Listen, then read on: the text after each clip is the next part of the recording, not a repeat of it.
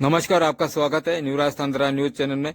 आज मेवड़ी गेट बार राखा की बगीची में कांग्रेस प्रत्याशी परस पंच व कांग्रेस जिला अध्यक्ष किशोर चौधरी व कांग्रेस कार्यकर्ताओं द्वारा महानरेगा को लेकर प्रेस वार्ता का किया आयोजन। युवा व ऊर्जावान अध्यक्ष भाई किशोर जी चौधरी, मंच पर विराजमान मसूदा के पूर्व विधायक और राजस्थान प्रदेश कांग्रेस कमेटी के महासचिव आदरणीय राकेश जी पारिक साहब, जयपुर से पधारी बहन हमारी हुमा खान जी,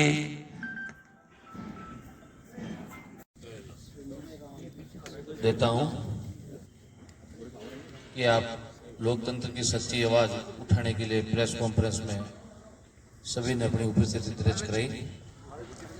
ये जो हमारा मनरेगा बचाओ संग्राम, काम के अधिकार की रक्षा है, तो जो राष्ट्रवादी आंदोलन की जो हमने शुरुआत की है,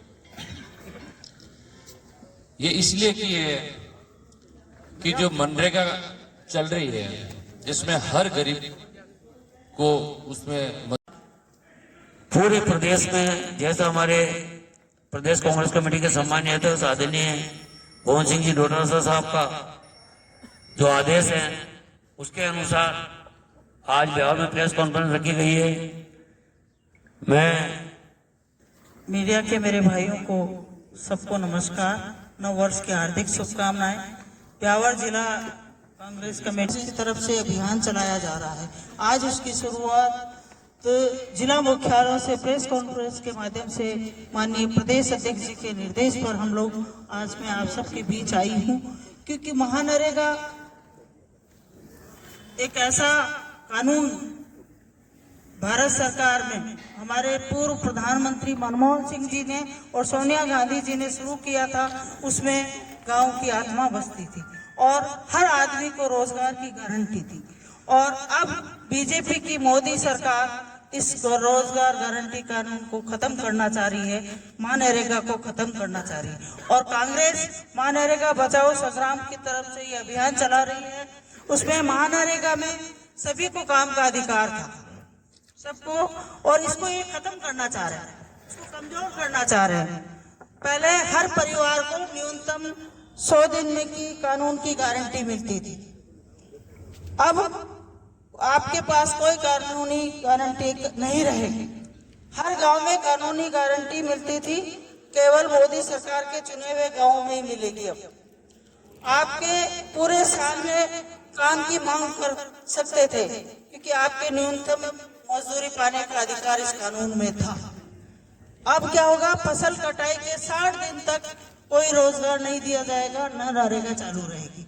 ये बहुत बड़ा एक पॉइंट है किया जाएगा, क्योंकि 60 दिन अगर किसी के पास रोजगार नहीं रहेगा तो वो अपने परिवार को कैसे चलाएगा, इसके लिए भी जरूरी है।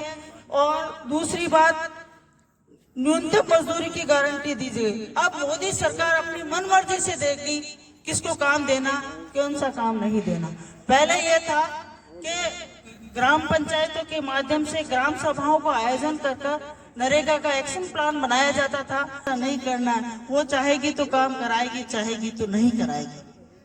तीसरा, राज्यों पर वित्तीय बोझ डाला जा रहा है। पहले मनरेगा का पूरा बजट केंद्र सरकार देती थी, 100% बजट। और अब क्या होगा, अब इस कानून में यह होगा कि 40% वित्तीय भार राज्य सरकारों पर दिया गया है।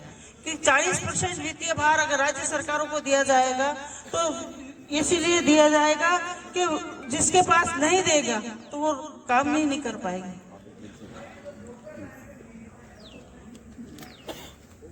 पहले पंचायत समिति हेडक्वार्टर पर 25 लाख के राजीव गांधी सेवा केंद्र बनाए गए थे। 10 लाख के राजीव गांधी सेवा केंद्र पंचायत हेडक्वार्टरों पर बनाए गए थे। कई पक्की परिसंपत्तियां बनाई गई थी। अब तो यह हो जा रहा, ग्राम पंचायतों को ठेकेदारों को सौंपा जा रहा है। ठेकेदार चाहेगा तो काम होगा, नहीं चाहेगा तो नहीं होगा। पहले पंचायतें तय करती थी, जनप्रतिनिधि तय करते थे, गांव के लोग तय करते थे कि कौन सा काम कराना। अब तो यह है कि काम कराए नहीं कराए। और 60 दिन तक मजदूर अगर बेरोजगार रहेगा, पहले काम मांगते ही उसको काम मिलता था, काम मांगते ही उसको 45 दिन में काम देना ही पड़ता था, 15 दिवस के ऊपर।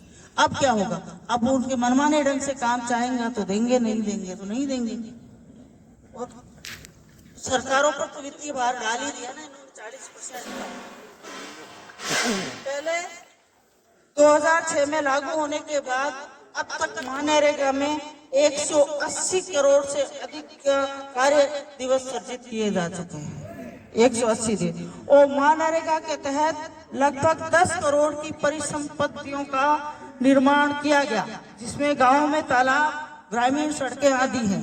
सीए एक की ऑडिट सहित 200 से अधिक अध्ययनों में ये दिखाया गया है कि मनरेगा देश की सबसे प्रभावी और सफल योजनाओं में से एक है।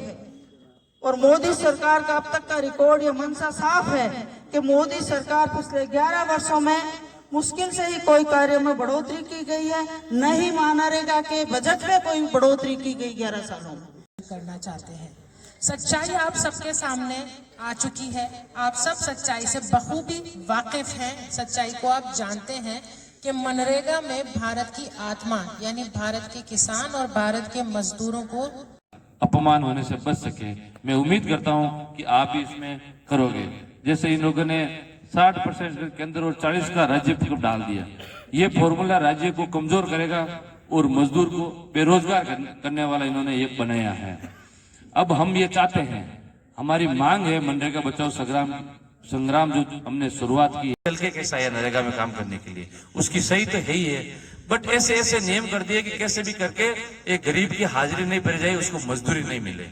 ये लोग इस नरेगा को बंद करने के लिए जितने हथकंडे अपनाने हैं ये काम कर रहे हैं। कांग्रेस सरकार में सही तरीके से नरेगा चली रही थी, अब धीरे धीरे नए नियम लाके धीरे धीरे नियम लाके बंद कर रही है। अब इन्होंने पूरे देश और पूरी दुनिया के सामने ये बता दिया कि हम तानाशाह हैं, क्योंकि हमने आप जिसको राष्ट्र चाहिए पूछिएगा जरूर कि क्या ये जो मजदूरी है जो इन्होंने डिसाइड करी है, क्या वो हर साल चेंज होगी, बढ़ेगी? महंगाई इंडेक्स के हिसाब से क्या वो मजदूरी बढ़ेगी? अरे आपने तो पूरे हक को ही छीन लिया। जिसको आप चाहोगे उसको दोगे रोजगार। कांग्रेस ने तो रोजगार हर गरीब, हर मार्जिनलाइज्ड फैमिली को जो गांव की थी उसको देने का हक दिया था। वो जाके हक से कह सकता था मुझे रोजगार दो। क्या आज गांव का एक गरीब ये कह सकता है जाके ऑफिस में कि हमारे सरपंच बैठे हैं, हमारे एमएलए को लेकर है जो मजदूरों के हितों को कुठाराघात करे, उनके रोजगार को छीना जा रहा है। कहीं न कहीं नाम बदलने की ओट में जो मनरेगा को खत्म किया जा रहा है, उसके प्रति ये आंदोलन है। और कांग्रेस पार्टी उस मजदूर के साथ खड़ी है, क्योंकि कोरोना की जो महामारी थी ना, उस समय प्रवासी मजदूर भी अपने घर लौट गए थे। तब 4.6 करोड़ लोगों को भ्रष्टाचार नहीं कर रहा है, लेकिन जो आपकी व्यवस्था की आड़ में एक व्यवस्था बन गई है, जो सीटों पे बैठे हैं, जो उस श्रमिक से नहीं बनाना चाह रहे। कांग्रेस पार्टी मनरेगा को बचाने का अभियान चला रही है। उसमें यह होगा कि बिचौलिए के खिलाफ तो कार्रवाई कौन नहीं चाहता? कौन नहीं चाहता कि मजदूर को मजदूरी पूरी मिले? राजीव गांधी जी ने बरसों पहले कह दिया था कि पूरा पैसा मजदूरों को मिलना चाहिए। उसी बात तक